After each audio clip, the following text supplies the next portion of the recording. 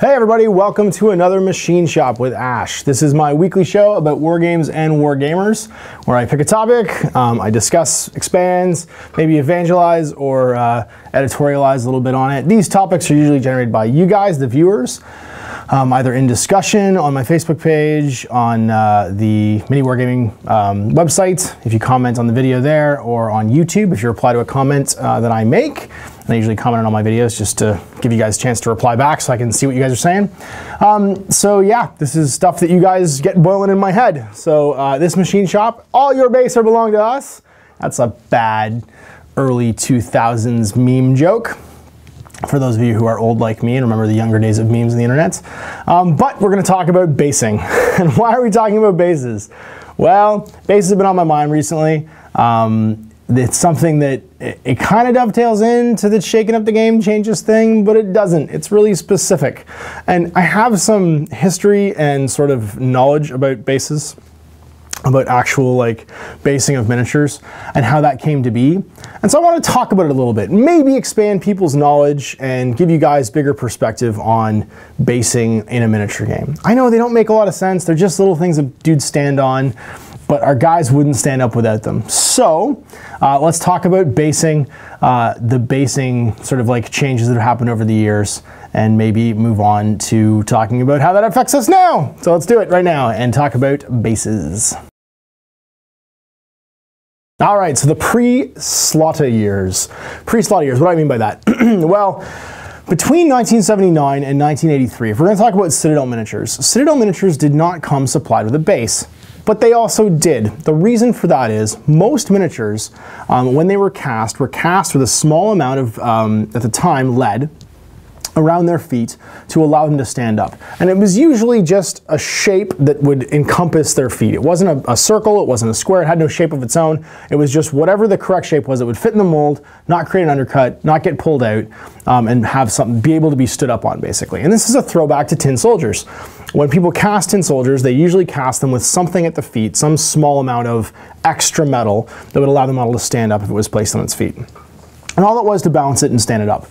Now, in 1983, I'm sure one of my friends who were actually there would probably correct me on this, but around 1983, Citadel introduced the slaughter base. Now, why did they introduce the slaughter base? Well, for one thing, it was a cost savings measure. It is far cheaper to cast thousands and thousands and thousands of small plastic bases and include one in there at the time than it was to have that amount of lead, basically extra lead, being used in the casting process. So there was a material cost. They could get outsourced bases or even make bases themselves, one-off, make hundreds and thousands of them, and literally reduce probably by about a third the amount of lead per miniature that they were putting into a mold to create a Citadel miniature.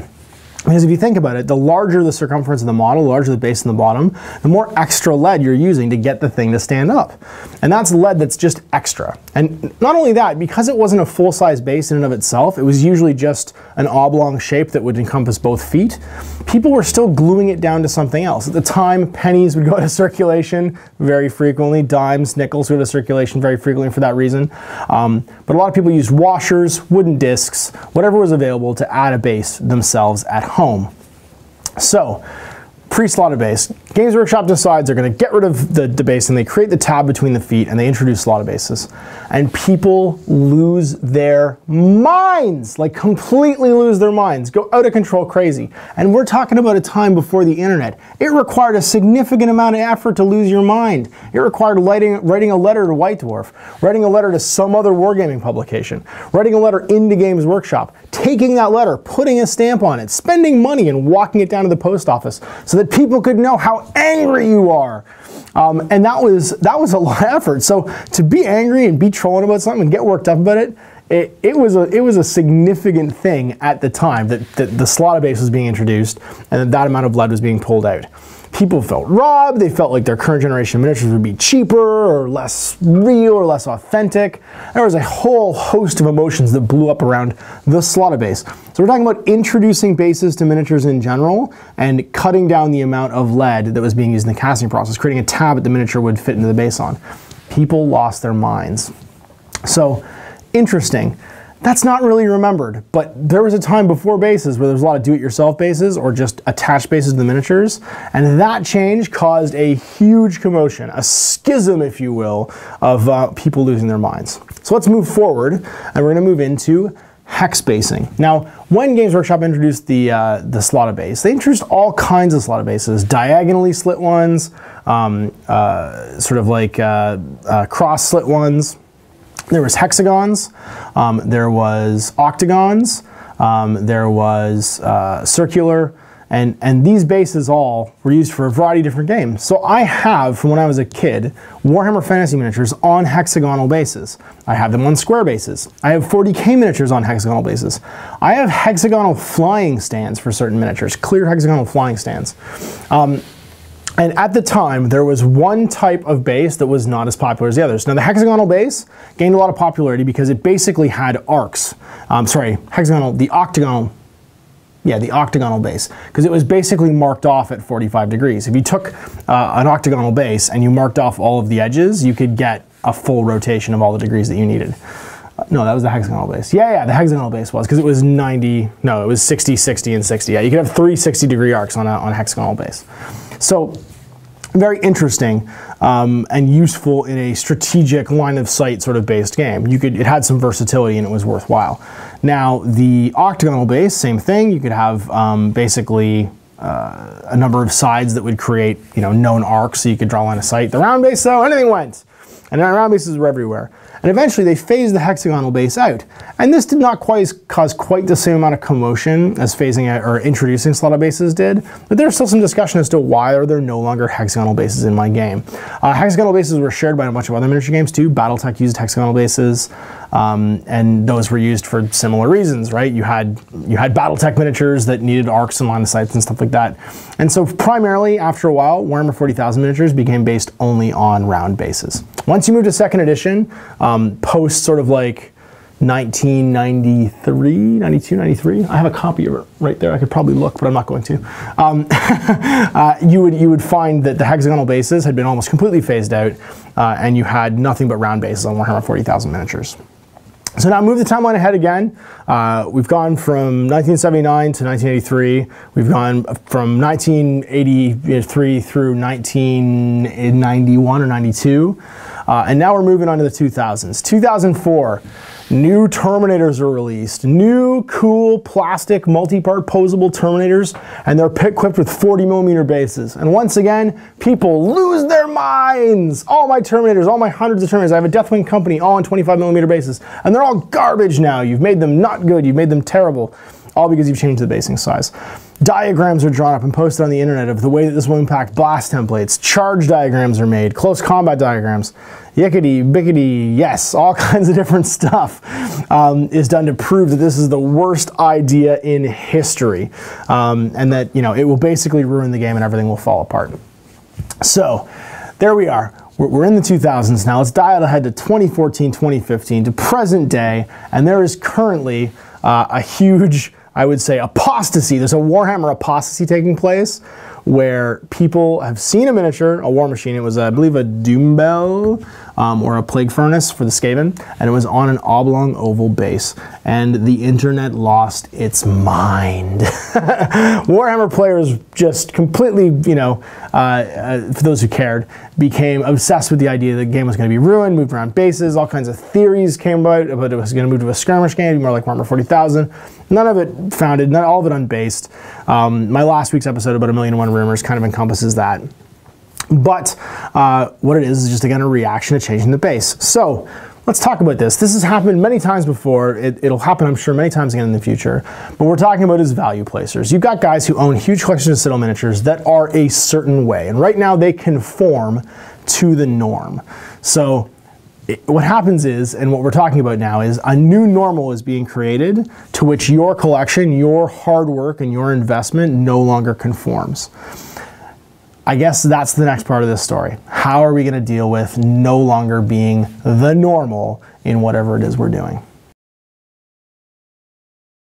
So, your army is no longer the normal. I got nothing for this. I honestly don't. I have no opinion. I got no advice. I got nothing to editorialize on. I just have an observation to make, really. That's how you're gonna feel when changes happen.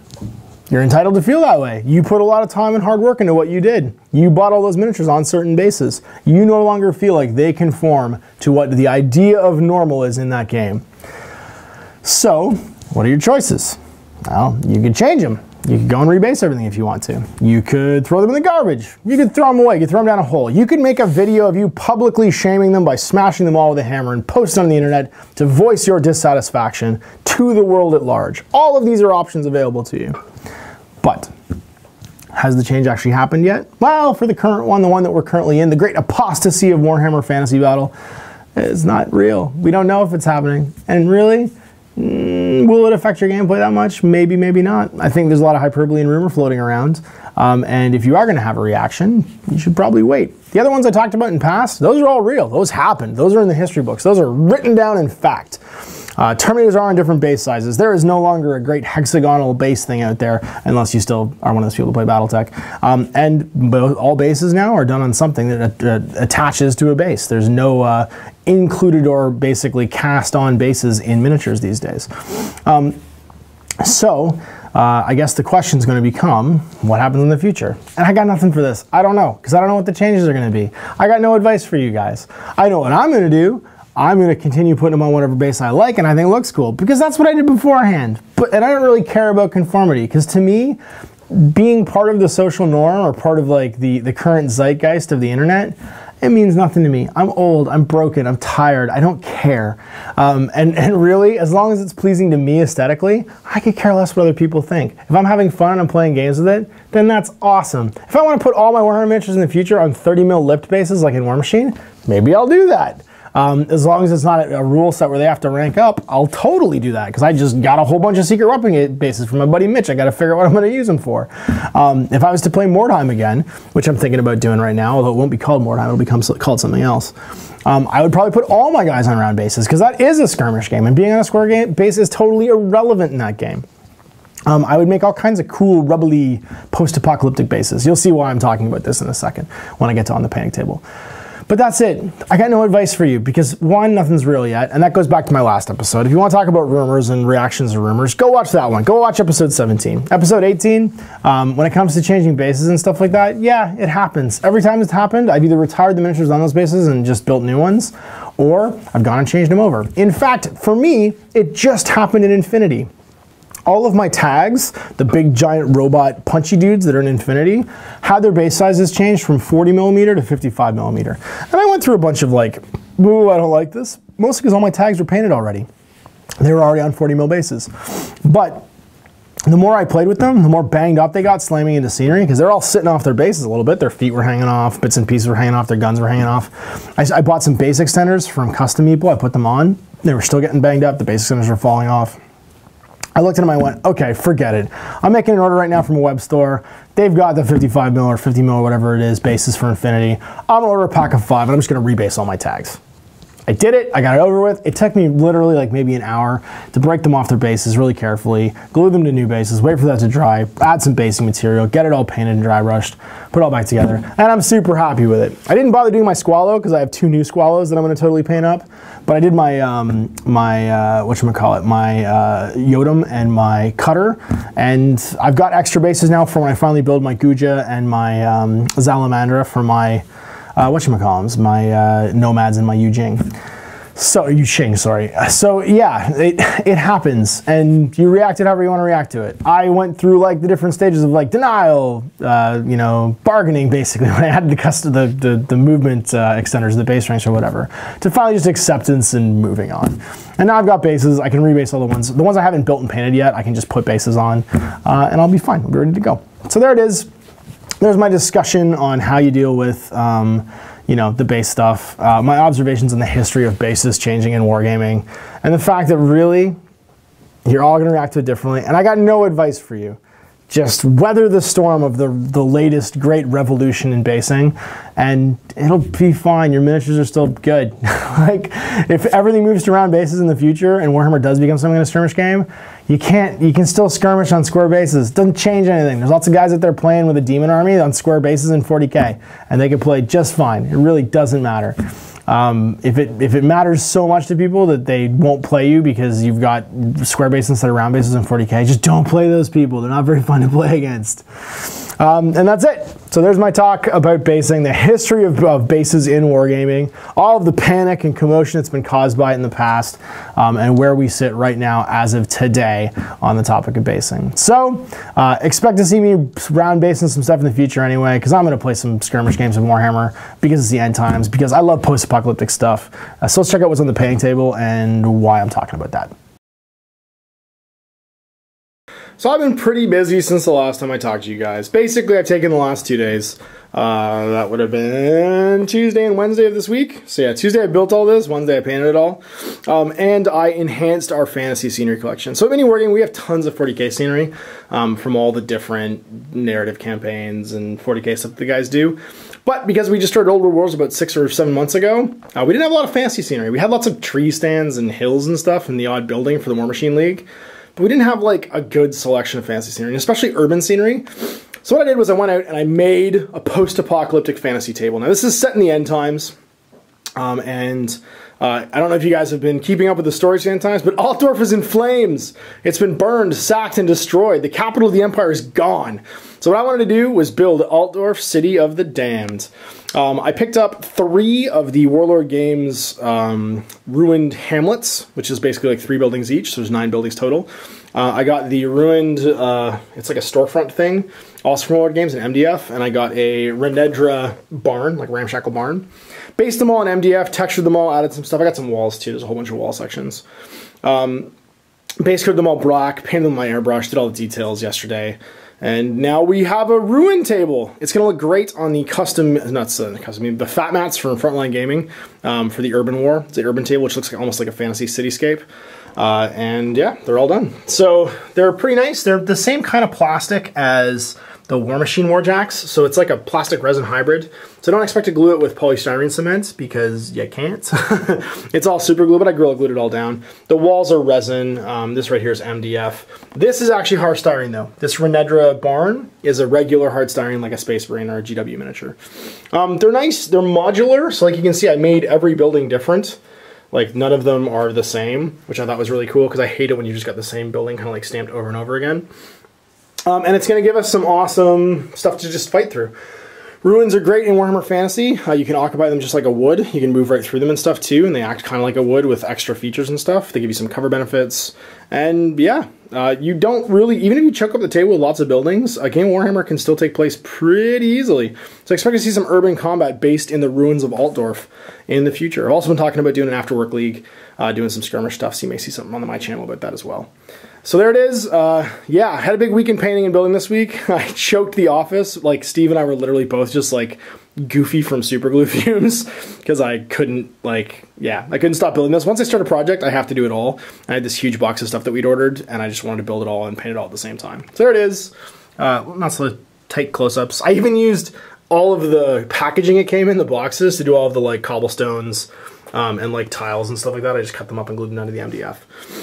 So there it is. Now the other thing I painted this week, because Dave was possibly not going to be in this week, but ended up being in, and I was going to be filling in with him for some games, is my new Wolf Lord from a Space Wolves, because I haven't played, I don't know if you guys have noticed, but I haven't played 40k in like 7 months. And that means all my 40k armies have been on a back burner.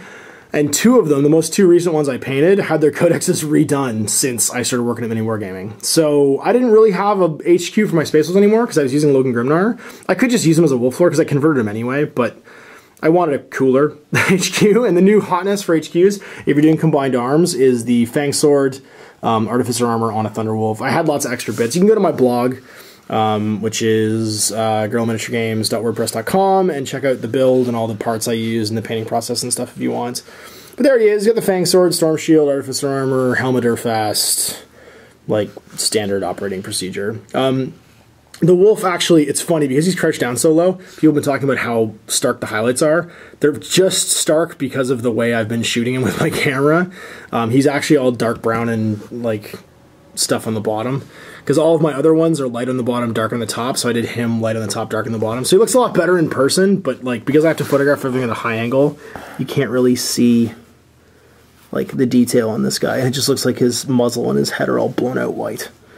But anyway, there he is. There's my Halvor Starkiller. People didn't like Starkiller. They said it was a too Star Warsy name. But I came up with a story for him about how his old Wolf Lord, when he was a Wolf Guard, used to talk about the charge of his Thunderwolves, like raising up so much dust and debris that it blotted at the stars at night. So that was where he got his like battle name from. So I like that story, so I'm sticking with it. I don't care if you guys don't like Starkiller. I'm calling him Starkiller anyway. Yeah, there he is. So my new Wolf Lord all done. So that's my on the paint table for this week. It was kind of a big week in painting. I'm probably going to get back to working on my Infinity stuff to get my Kazakhs done in the next little while, and then start some more Warhammer Fantasy stuff, because we're holding off. We're just going to build skirmish stuff now until 9th edition comes out and we really know what's going on. But that's going to keep us occupied, and we have a nice, cool new table to play on, too. So there it is on the painting table for this week. Alright guys, so thanks for watching. I hope you enjoyed this latest episode of the Machine Shop, where I talk about the history of bases in miniatures. Weird history lesson to have, but it was super like topical for right now. And did some stuff on the painting table where I showed you the new Warhammer Urban Fantasy Collection that I'm putting together for MiniWarGaming, so that the studio has more fantasy terrain and we have a better selection of fantasy terrain to play games on. Also, I hope you enjoyed my Wolf Lord. He's a lot of fun to paint. I haven't painted a 40k miniature in forever, and he makes me want to finish my Space Wolves because I have tons of them unbuilt and unpainted. So you probably see me when I'm not busy on stuff that I'm doing for my shows, keep adding to my Space Wolf army, and maybe someone will challenge me to a 40k game. That'd be cool. I'm super busy with my other 3 shows, so I don't usually do 40k stuff. But if you guys want to play me in 40k, all you have to do is challenge me. I've got Necrons and Blood Ravens and Space Wolves and Imperial Guard and Dark Angels, Pre-Heresy, and yeah, stuff. I got all kinds of 40k armies too, so shoot me a challenge if you do want to play 40k, or Fantasy, or Infinity, or War Machine, and come on in and we will throw some dice. So thanks again for watching the Machine Shop. If you want to talk to me about topics, ideas for a show, or just respond to my discussion of this show, feel free to post in the comments. If you reply to a comment that I've made, so my profile on YouTube is Girl Miniature Games, and also on the page, then I can see it. It's harder for me to respond to stuff on the MiniWarGaming page than if you reply to me on YouTube, or if you post on my Facebook page, which is facebook.com/outofthebasement into the streets. You can also check out my blog, which is girlminiaturegames.wordpress.com. Or follow my YouTube channel. You'll see more stuff there. And yeah, and we'll talk and we'll get ideas and we'll do another Machine Shop next week based on what you guys are interested in and you sort of fire up in my brain. So we'll see you then for more Machine Shop. And until then, this is Ash. Happy wargaming.